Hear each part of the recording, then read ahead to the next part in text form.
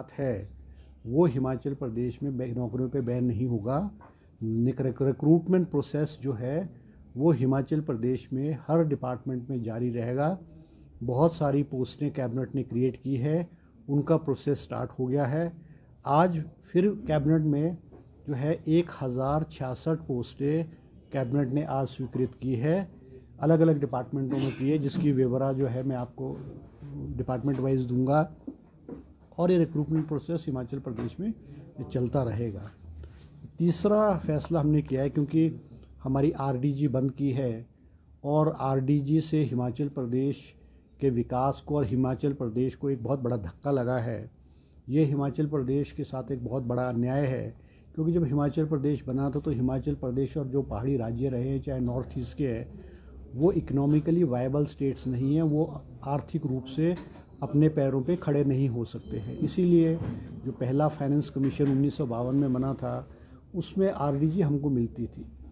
और इस आज कैबिनेट ने फैसला किया है कि हम अपने रिसोर्सेज जो जनरेट करेंगे, वैसे भी पिछले 3 सालों में मुख्यमंत्री सुखविंदर सिंह सुक्खू जी ने जो है लगभग 3,500 करोड़ रुपए के जो रेवेन्यू जनरेट किया है। आज बीजेपी के लोग, बीजेपी के बड़े बड़े नेता, चाहे जयराम जी हैं, चाहे इनके बीजेपी रेजिडेंट्स हैं या सभी लोग हैं, वो प्रेस कॉन्फ्रेंस के माध्यम से बहुत सारी से 20 तक और 20 से अपने 5 साल के कार्यकाल में मिला या जो है वो जीएसटी कंपनसेशन के रूप में केंद्र सरकार से, जिसमें से आप ये लगा सकते हैं अगर जोड़ दिया जाए तो सारे का आंकड़ा जो है ये सिर्फ 17,000 करोड़ बनता है।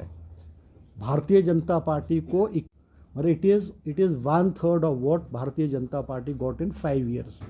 उसके बावजूद भी हिमाचल प्रदेश की जो विकास की गति है वो हिमाचल मुख्यमंत्री सुखविंदर सिंह सुक्खू जी ने रुकने नहीं दी है। बेशक सारा हिमाचल प्रदेश को 2023 में 10,000 करोड़ का नुकसान हुआ, 2025 में 5,000 करोड़ का नुकसान हुआ, और गवर्नमेंट्स ऑफ इंडिया सुक्खू जी के नेतृत्व में और आम आदमी पे जो है उसको बोझ को नहीं पड़ने दिया जाएगा। क्योंकि हिमाचल प्रदेश में बहुत सारे एम्प्लॉयज़ हैं, चाहे एम्प्लॉयज़ हैं चाहे पेंशनर्स हैं, और जब 2022 में हमारी सरकार बनी 10,000 करोड़ रुपए का जो सरकारी कर वो 70% जो है हमारी सरकार ने जो है वो क्लियर किया गया है। तो ये आज कैबिनेट ने विस्तृत रूप से इस विषय पे जो है चर्चा की है और हिमाचल प्रदेश को आत्मनिर्भर बनाने का फैसला जो है लिया गया है। हम कैबिनेट में आज कहा कि भाई हिमाचल प्रदेश में विकास की गति नहीं रुकेगी, हिमाचल प्रदेश जो है विकास के राह में आगे बढ़ता रहेगा। इसके अलावा जो कैबिनेट के जो हमारे एजेंडा थे, वो एजेंडाज हमारे इस प्रकार थे। हाई कोर्ट में हमारे 8 जो है सफाई कर्मचारियों की पोस्ट हाई कोर्ट में आउटसोर्स पोस्ट पे जो है खेलने की सरकार ने अनुमति प्रदान की गई है। इसके अलावा जो हमारी जो फीमेल होमगार्ड में कांस्टेबल्स हैं, जवान लगती है, उनको मैटरनिटी लीव का प्रोविज़न नहीं था। कैबिनेट ने आज उनको 26 वीक्स का जो मैटरनिटी लीव देने का आज कैबिनेट ने उसको फैसला किया है। इसी तरह से हमारे drug testing laboratories Nurpur, Baddi और ऊना में खोलने का फैसला किया गया है। हर लैब में 12-12 पोस्टें क्रिएट की जाएंगी। इन टोटल 36 पोस्ट जो है इन ड्रग टेस्टिंग लेबॉर्ट्री में सरकार द्वारा खोली गई है। इसके अलावा हमारे जो राजस्व विभाग में आपदा प्रबंधन प्रकोष्ठ है, इसमें 3 पोस्टें जो है JOIT की खोलने का फैसला लिया गया है। इसी तरह से हमारे जो इंदिरा गांधी सुख शिक्षा योजना है, जिसमें हमारी जो विडोज़ हैं उनकी लड़कियों को जो प्रोफेशनल कोर्सेज करते हैं, चाहे इंजीनियरिंग है, चाहे मेडिकल है, चाहे नर्सेज है, उनको पहले हिमाचल प्रदेश में प्रोफेशनल कोर्सेज का सारा उनकी जो असिस्टेंस है, उनका जो फ़ीस थी वो हिमाचल सरकार देती थी। मगर स्टेट से बाहर अगर वो प्रोफेशनल कोर्स करते थे तो उसका प्रावधान नहीं किया गया है। आज कैबिनेट ने फैसला किया है कि हमारी जो विडोज़ हैं इस स्कीम के अंतर्गत इंडिया में कहीं भी वो प्रोफेशनल कोर्स करेंगी तो उसका जो फैसला है, उसके जो पूरी फ़ीस है वो हिमाचल प्रदेश की जो सरकार देगी। इसी तरह से हमारे दिव्यांग व्यक्ति जो हैं उनके जिनकी डिसेबिलिटी 70% से अधिक है, उनके विवाह होने पे पहले 50,000 रुपये का प्रावधान था, उसको आज कैबिनेट ने बढ़ा करके 2 लाख रुपये प्रावधान करने का आज फैसला लिया गया है। इसी तरह से हमारे जो ज़िला सिरमौर में हमारे PWD के डिविजन्स है, क्योंकि डिलिमिटेशन 2011 में हुआ, उसके बाद जो है डिविजन्स की बाउंड्रीज जो है एक दूसरे की कॉन्स्टिट्यूंसीज में थी, चाहे वो शिलाई है, पोंटा है, नाहन है, रेनका है। तो अब डिस्ट्रिक्ट सिरमौर में सिरमौर सर्कल में जो है वो हमारे PWD डिविजन्स जो है वो अकॉर्डिंग टू द कॉन्स्टिट्यूंसीज जो है वो होंगे। आज कैबिनेट ने उसका जो फैसला लिया गया है। इसी तरह से हमारे जुब्बल नवार कोटखाई में वेटनरी हॉस्पिटल खोलने का भी जो है, वेटनरी हॉस्पिटल को सब अपग्रेड करके सब डिविजनल पशु चिकित्सालय खोलने का फैसला कैबिनेट ने लिया है। आज कैबिनेट ने 30 पोस्टें जो है, इसी तरह से एक हमारा प्रोजेक्ट है जायका के थ्रू प्रोजेक्ट है, प्रपोज किया है स्टेट गवर्नमेंट ने, जिसमें लगभग कोई 1617 करोड़ रुपए का प्रोजेक्ट है, जिसमें हमारी जो हेल्थ इंस्टीट्यूशंस हैं, मेडिकल कॉलेजेस हैं, हॉस्पिटल्स हैं, इनकी जो मशीनरीज है वो आउटडेटेड एंड ऑब्सोलीट है। जैसे हमारे IGMC है, वहाँ पे हमारी जो CT स्कैन है वो 20 साल पुरानी मशीन है, अल्ट्रासाउंड या और मशीन्स हैं, आउटडेटेड है। इन सारी की सारी मेडिकल इंस्टीट्यूशंस में जो मशीनरी है, हमारी लेटेस्ट मशीनरी का प्रावधान हो, इसलिए एक प्रोजेक्ट है जिसमें 1617 करोड़ का है, उसको आज कैबिनेट ने मंजूरी दी है। प्रोजेक्ट जैसे मंजूर होगा तुरंत जो है हिमाचल प्रदेश में मेडिकल इक्विपमेंट को जो है अपडेट और लेटेस्ट इक्विपमेंट को इंस्टॉल कर दिया जाएगा। इसी तरह से कैबिनेट ने आज 40 पोस्टें जो है फार्मेसी ऑफिसर, जिनको कि फार्मासिस्ट कहते थे पहले, अब उनका नाम चेंज करके फार्मेसी ऑफिसर्स किया है, वो 40 पोस्टें जो है health and family welfare department में सैंक्शन की है। इसी तरह से हमारी 150 पोस्ट जो है वो आज जॉब ट्रेनिंग की 150 पोस्टें कैबिनेट ने health and family welfare department में स्वीकृत की है। एक पोस्ट हमारे CHC पट्टा मलो में जो है ज़िला सोलन में जो है कैबिनेट ने सैंक्शन की है।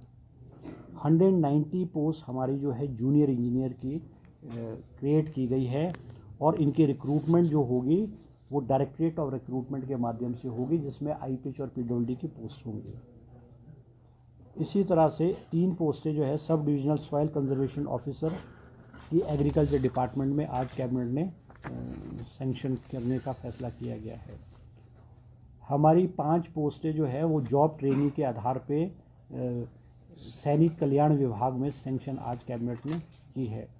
आज कैबिनेट ने जो गवर्नर एड्रेस है, क्योंकि जो गवर्नर एड्रेस है हमारा बजट सेशन है वो 16 फरवरी से होगा, और पहले दिन जो गवर्नर एड्रेस होगा, तो गवर्नर एड्रेस को भी आज कैबिनेट ने जो है अपनी स्वीकृति जो है प्रदान की गई है।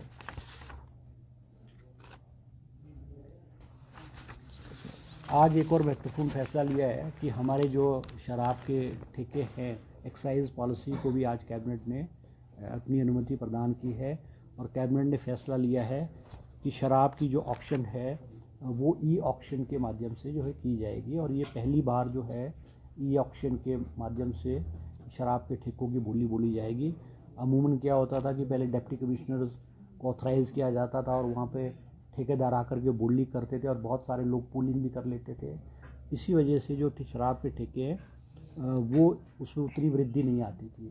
अब ऑक्शन के माध्यम से हमारे शराब के ठेकों को जो है वो ऑक्शन किया जाएगा। इसी तरह से हमारे जो टोल्स हैं, जो टोल्स हमने हमारे बॉर्डर एरियाज़ पे लगे हैं, उनके बारे में भी आज कैबिनेट ने अपनी अनुमति प्रदान की है, और बेस वैल्यू जो है उसकी 180 करोड़ रुपीज़ जो रखी है। इसके अलावा एक पोस्ट एसोसिएट प्रोफेसर मैथ्स की doctor YS Parmar university of horticulture and forestry में जो है वो सैंक्शन की गई है।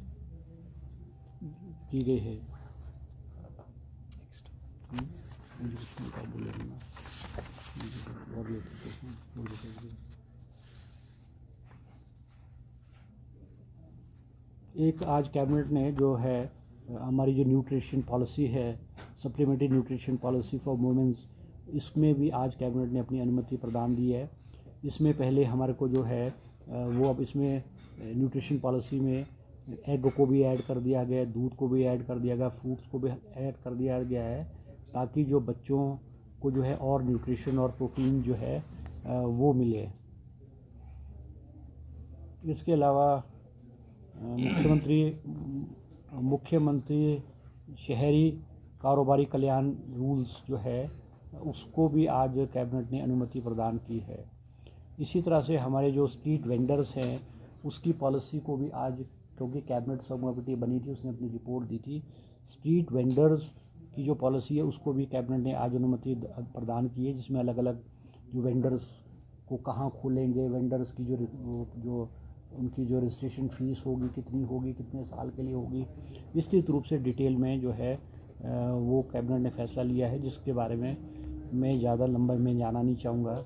इसी तरह से आज एक महत्वपूर्ण फैसला हमारे PWD डिपार्टमेंट में जो है, क्योंकि बरसात आती थी तो हमारी रोड्स बहुत ज़्यादा डैमेज होती थी, और एक PWD द्वारा आंकलन किया गया है कि रोड्स हमारी क्यों डैमेज होती है, मेटलिंग टारिंग है, रूट्स है, डंगे। इसका एक कारण था कि हमारे यहाँ ड्रेनेज सिस्टम नहीं था।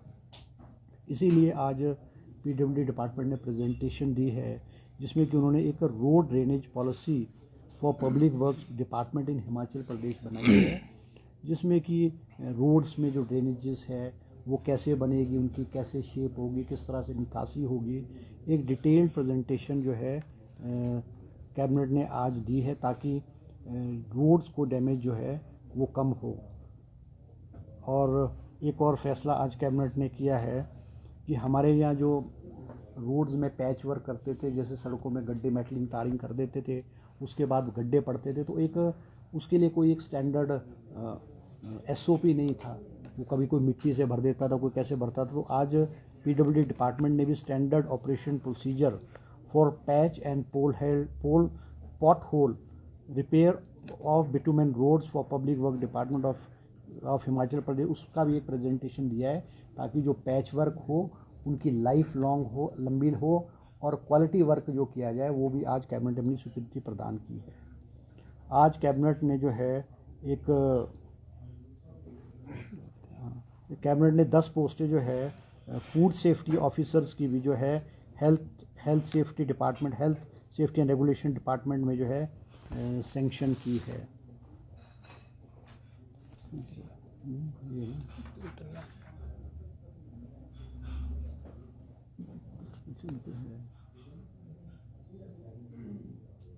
आज कैबिनेट ने establishment of department of immunohaematology के जो है blood transmission at medical college Mandi, Hamirpur and Chamba भी सैंक्शन डिपार्टमेंट को किया है। नाहन मेडिकल कॉलेज में इससे पहले जो है ये वाला डिपार्टमेंट जो है वो क्रिएट कर दिया गया है। इसके अलावा जो हमारे स्पोर्ट्स हॉस्टल है लूनू डिस्ट्रिक्ट बिलासपुर में, उसमें 80 बेड्स के बजाय उसमें इंक्रीज़ करके उसको 100 बेड्स कर दिया गया है। इसी तरह से हमारे आज कैबिनेट ने एक digital global skills and digital university को खोलने की LOI देने की अनुमति प्रदान की है। ये चंबा तहसील सियूंता डिस्ट्रिक्ट चंबा में खोला जाएगा।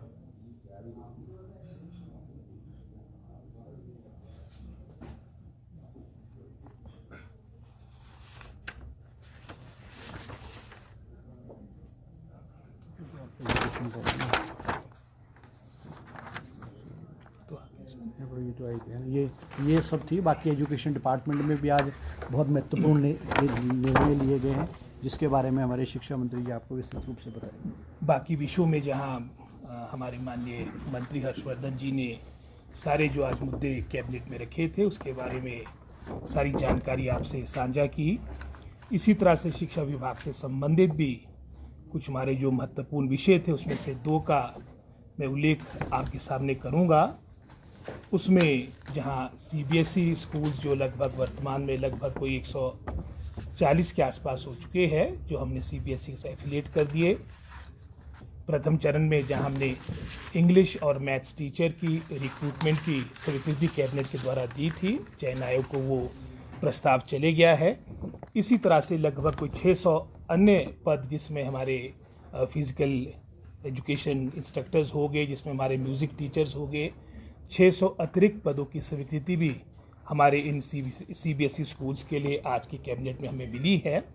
इसी तरह से जहां वर्तमान में हमारे शिक्षा विभाग के अधीन लगभग कोई 9 हमारे स्पोर्ट्स हॉस्टल है, आज उसकी संख्या में भी वृद्धि हुई है, क्योंकि स्पोर्ट्स भी बहुत ही, मैं समझता हूँ, महत्वपूर्ण योगदान देती है अपनी एकेडमिक एक्टिविटीज़ के साथ, जिसमें हमारा Shilai government senior secondary school Shilai में हमारा कबड्डी का बॉयज़ का स्पोर्ट्स हॉस्टल आज स्वीकृत हुआ है।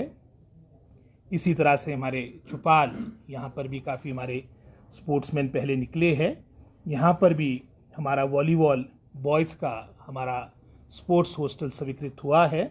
और इसी तरह से हैंडबॉल, जहाँ पीछे भी अभी कुछ रोज़ पहले भी जो हमारी राष्ट्रीय प्रतियोगिता हैंडबॉल की हुई थी अंडर 19 की, वहाँ पर घुमारवीं में हमारा स्पोर्ट्स हॉस्टल शिक्षा विभाग के अधीन हमारा वहाँ के लिए स्वीकृत हुआ।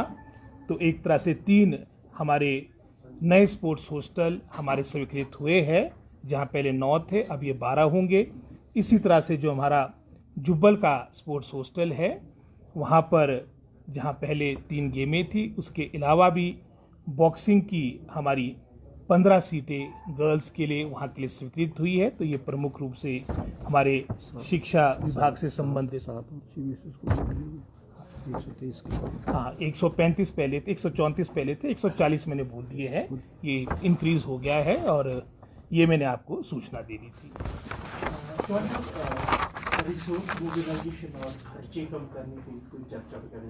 नहीं, देखो, मैंने अभी कहा है कि जिस तरह से भ्रांति फैलाई जा रही है हिमाचल प्रदेश में भारतीय जनता पार्टी द्वारा, विस्तृत रूप से हर पहलू पे गंभीरता से जो है वो चर्चा की गई है।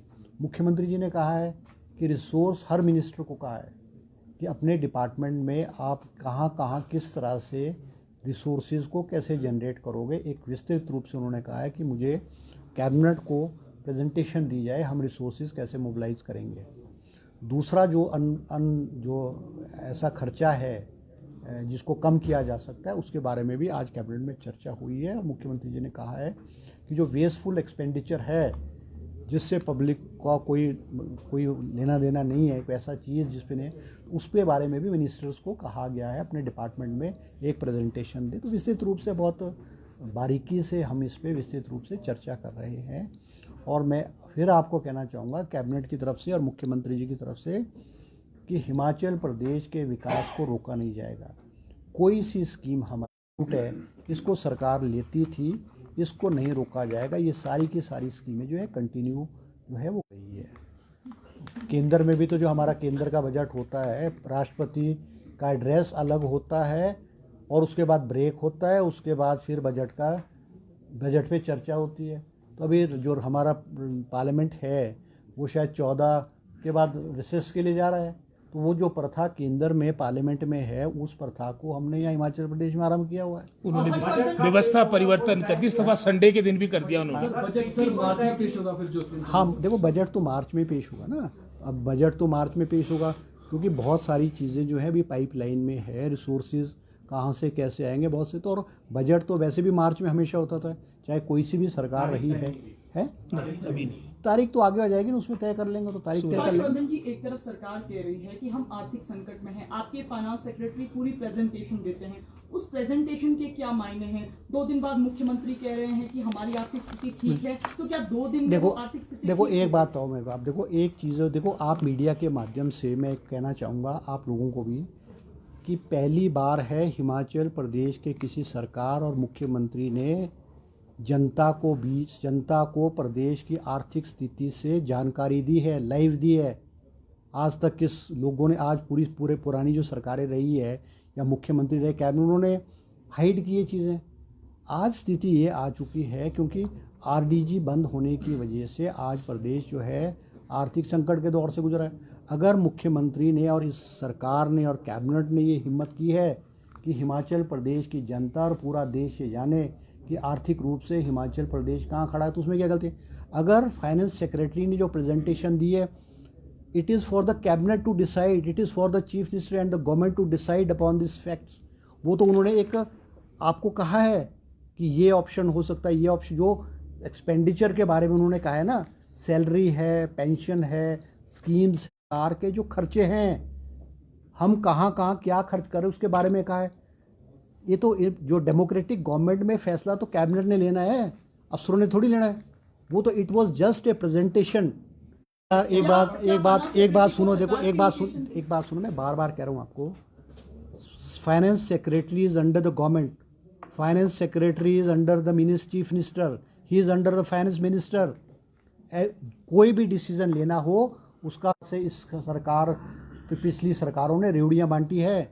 अब आप मुझे बताओ, 2022 में जयराम जी जब इनकी सरकार जारी थी, 2000 इंस्टीट्यूशंस खोल दिए। आप 4.5 साल तो आप काम नहीं करते, लास्ट के 6 महीने में आप इंस्टीट्यूशन धड़ाधड़ खोल रहे हो। अगर वो इंस्टीट्यूशन कंटिन्यू करते तो हिमाचल प्रदेश पे एडिशनल 5,000 करोड़ रुपए का एक लायबिलिटी होनी थी। हमको ठीक है कि लोगों की जो आशाएं हैं, अपेक्षाएं, इच्छाएं हैं, उनको पूरा करना एक चुनी हुई सरकार का फ़र्ज बनता है और प्रेशर होता है उसका। मगर हमको आज हिमाचल प्रदेश की स्थिति है कि कोई सी सरकार इस प्रकार की रेवड़ियाँ, खास करके अपने आखिरी टेन्योर में, आखिरी महीनों में इस प्रकार की रेवड़ियाँ नहीं बांट सकती है। तो ये सारे के सारों पहले, अब मुख्यमंत्री जी ने कल सर्वदलीय मीटिंग बुलाई है। हमने मेरी तरफ से as a parliamentary affair minister, मैंने जो हमारी पॉलिटिकल पार्टीज़ हैं हिमाचल प्रदेश में, चाहे भारतीय जनता पार्टी है, आम आदमी पार्टी है, बीएसपी है, कम्युनिस्ट पार्टी है, उनको निमंत्रण दिया है। और मैंने खुद चारों पॉलिटिकल पार्टीज़ के प्रेसिडेंट से उनको रिक्वेस्ट की है कि आप आएँ। ये जो लड़ाई है, ये जो आरडीजी बंद होने की, कोई कांग्रेस पार्टी की लड़ाई थोड़ी है। ये आर्थिक लड़ाई, ये आर्थिक संकट है, ये हमारा कांग्रेस का संकट थोड़ी है। ये हिमाचल प्रदेश के 70,000 लोगों का संकट है। इस संकट से हिमाचल प्रदेश को कैसे बाहर निकाला जाए, ये केवल कांग्रेस पार्टी की जिम्मेवारी थोड़ी बनती है। भारतीय जनता पार्टी एक बहुत बड़ा ऑपोजिशन है, बहुत बड़े बड़े भारतीय जनता पार्टी के नेता हैं। दिल्ली में भारतीय जनता पार्टी की गवर्नमेंट है। क्या भारतीय जनता पार्टी की जिम्मेवारी नहीं बनती कि वो सरकार को सलाह दे, सरकार के साथ कंधे से कंधा मिला करके चले, चाहे हमको हिमाचल प्रदेश में क्या करना है, गवर्नमेंट ऑफ इंडिया से, प्राइम मिनिस्टर या सेंट्रल मिनिस्टर से हमको केंद्र सरकार से कैसे मिलना है, कैसे प्रोसीड करना है। तो ये मैं कहना चाहूँगा आपके माध्यम से कि आज सब पॉलिटिकल पार्टीज़ को मिलकर के इस संकट की घड़ी में मिलकर के हमको चलना है। इसमें हमको राजनीतिक लाभ थोड़ी होगा, और आरडीजी बंद हुई है, आरडीजी का क्या अल्टरनेट हो सकता है? उसको आरडीजी के अल्टरनेट को निकालने के लिए हिमाचल प्रदेश आत्मनिर्भर कैसे हो, हिमाचल प्रदेश के लोगों की जो इच्छाएं और आकांक्षाएं हैं उसको कैसे पूरा किया जाए, ये हम सबकी जिम्मेवारी बनती है। आप तो कह रहे हैं कि सारी चीजें चलेंगी, सैलरी मिलेगी। चलो, मैंने आपको विस्तृत रूप से आपको हर चीज़ के बारे में डिटेल में आपको बार बार बता दिया है। ठीक है, थैंक यू जी।